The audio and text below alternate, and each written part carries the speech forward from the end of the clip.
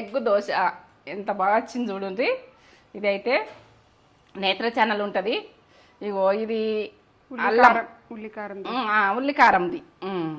ఇది అల్లం చట్నీ దోశ ఎంత బాగా వచ్చినాయి చూడండి.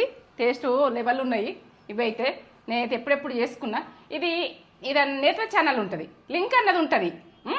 ఎందుకంటే ఈ ప్రాసెస్ చూడాలంటే నేత్ర ఛానల్కి పోతేనే లాంగ్ వీడియోలా మొత్తం ప్రాసెస్లు ఉంటాయి. ఇక తగ్గేదే లేదు. ఇదైతే నాకైతే ఒక లైక్ ఇచ్చుకోర్రి. బాగా టేస్ట్ ఎంత బాగున్నాయో ఇవి. ఎగ్ దోశ ఎంత బాగుందో.